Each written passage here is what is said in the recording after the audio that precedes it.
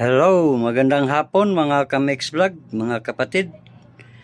Papagpalang araw at panibagong vlog na naman tayo for today's video, guys. Mag-aayos tayo ngayon ng isang Yokohama Power Fan Japan. Maliit na stand fan. Yan o. Tingnan natin to, guys, kung bakit siya dinala sa atin. So, ito, may ituturo na naman ako sa inyo ngayon.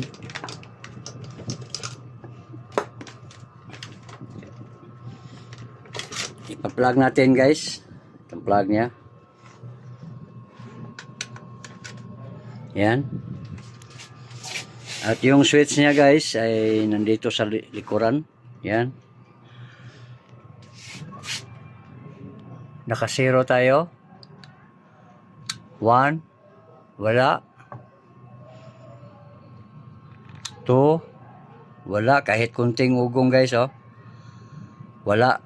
So, ibig sabihin, guys, number 3, walang power to. So, unang tingnan natin ito, guys. Tanggalin muna natin.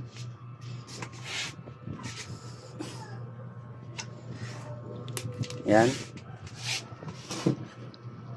Unang tingnan natin dito sa likuran yung saan banda ang fuse. So ituturo ko sa inyo kung saan ba ang fuse nito. Tingnan nyo itong nakabalot, guys, na wire. Yan. Ito yon. Papunta sa loob. So nandito sa loob yung natin, yung fuse. Yung kanyang thermal fuse. So, titingnan natin, guys. Bigla lang huminto nung ginagamit nila. Pero ngayon, kahit kunting power, wala. So, okay. Ituturo ko sa inyo, guys, na direktahan. Tanggalin nyo muna ito. Basta pag nakakita kayo ng ganitong yun yung kanyang wire galing sa plug. Ito po yun, lumagbas po yun dito. Ito po yun. So titingnan natin kung anong kulay ang nandito sa kanyang line 1. So tatanggalin ko muna itong switch.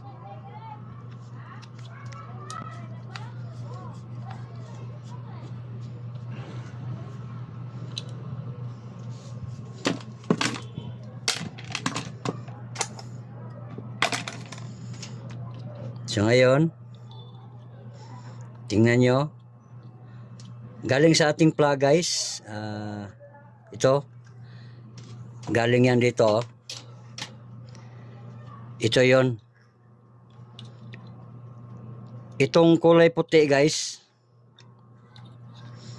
Tingnan nyo, itong kulay puti. Ito po yung papunta sa ating kapasitor. So, ang kabilang wire naman, dalawa kasi ito. Itong itim ay nandito sa kanyang switch. Yan. So, ngayon, ang gagawin natin, para hindi na tayo magbukas dito sa kanyang cover, ito na lang ang putulin natin. Kasi itong white na nakakonek sa ating itim ay papunta yan dito. Nandoon po yung fuse nito sa kanyang itim na wire. Nandoon po yun ang fuse. So ngayon, dito tayo sa dalawa.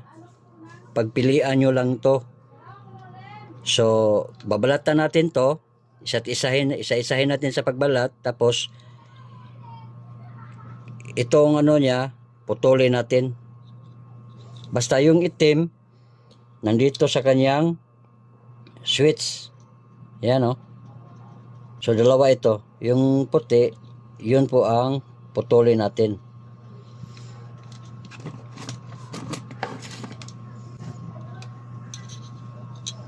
Para hindi na tayo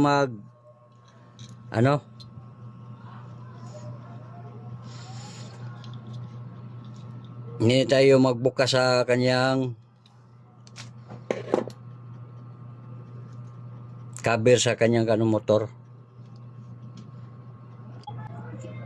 Ito po guys, na balatan na natin yung isang wire lang muna ang balatan nyo. I-try nyo muna kung hindi ba siya baliktad ang ikot. Pag baliktad, dito na kayo sa kabilang wire. So ngayon, ang gagawin natin, naputol na natin yan. Galing yan dito. Yan o, yung kaputol niya. So galing yan dito. Pinutol natin. At mag-testing tayo dito. Ganyan lang o. Iganyan na lang. So okay, i-plug muna natin. So babalatan muna natin to. Yan.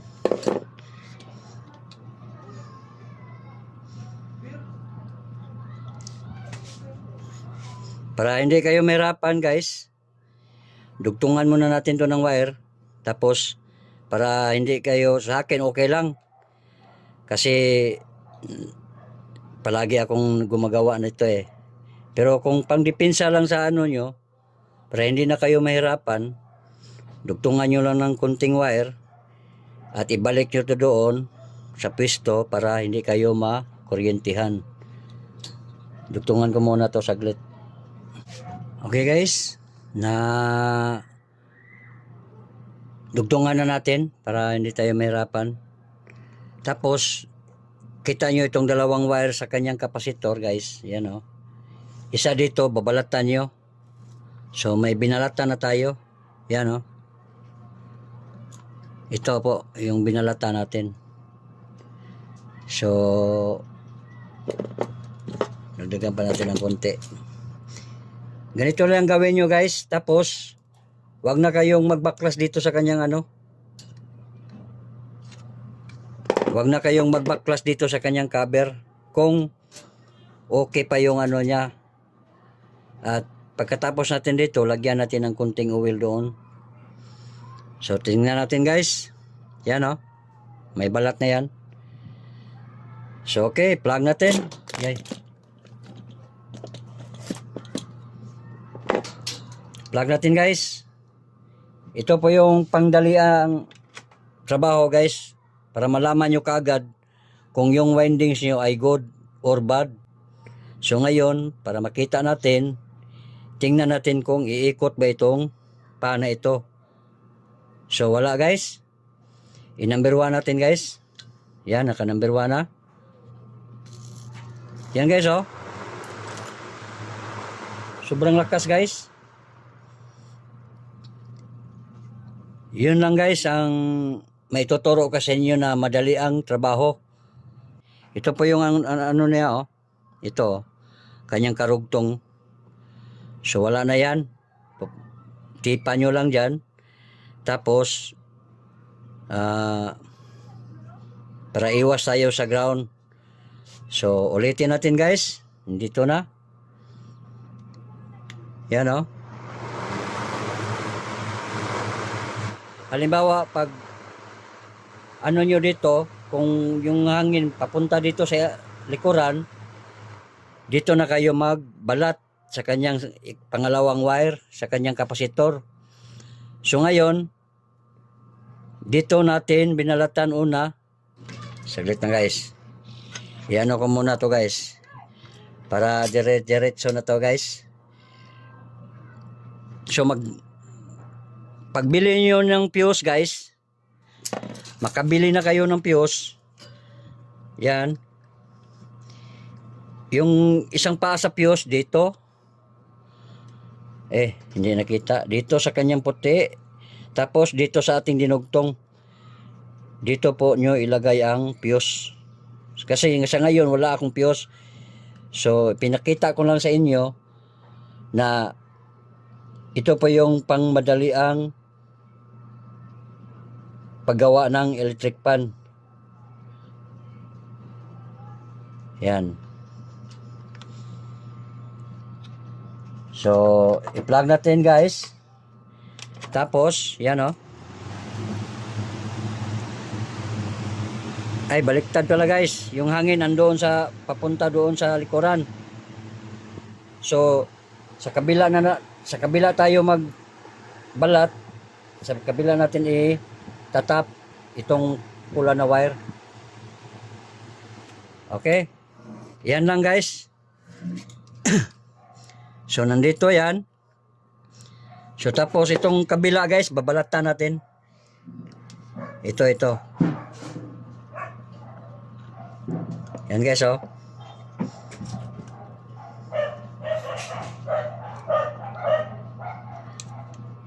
Yan.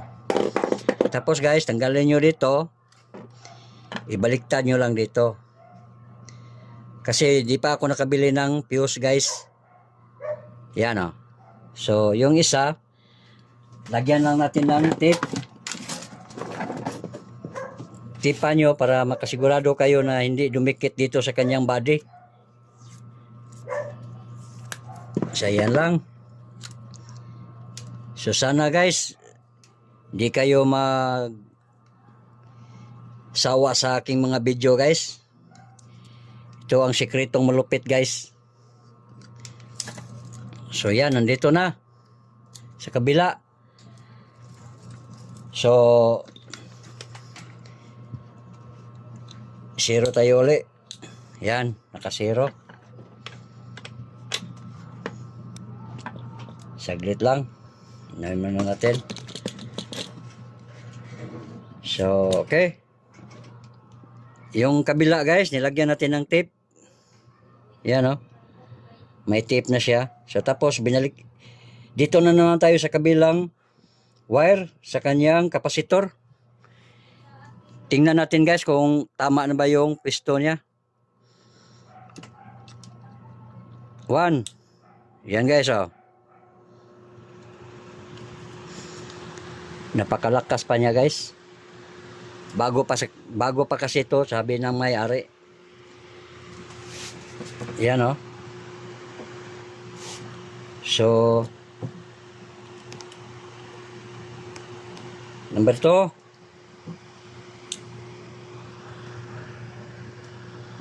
Number 3. Yan guys. So, maraming salamat guys. Basta ang tamang ano lang dito guys, sa pagkabit ng thermal fuse, dito nyo na lang i-connect. Wag na kayong magtanggal dito sa kanyang cover, sa kanyang motor. Wag na nyong tanggalin. Dito na kayo sa kanyang line 1, line 2, sa kanyang live. Ito. Ito po yung line 1, papunta sa ating switch. Itong puti ay line 2, papunta sa ating motor. At nakakoneksyon yan dito sa ating kapasitor. So, tingnan nyo lang guys ha. Pinutol natin dito. Tingnan yung maigi guys para matutunan nyo. Pinutol natin yung puti dito sa kanyang papunta sa loob sa kanyang motor. Ay galing yan dito sa ating plug. Yan. Pinutol natin at dinugtungan natin ng wire. At nagtap tayo dito. Tapos, pag mayroon na kayong fuse na bago, itap nyo lang dito yung isang paa. Tapos, yung isang paa dito. At lagyan nyo ng tape para makasiguro kayo na walang grounded. Kahit di nyo na ito bubuksan. Yan po ang sikretong malupit. Thank you guys. Sana may nakuha kayong kunting kaalaman sa aking mga pagbablog ngayon. Thank you for watching everyone. God bless.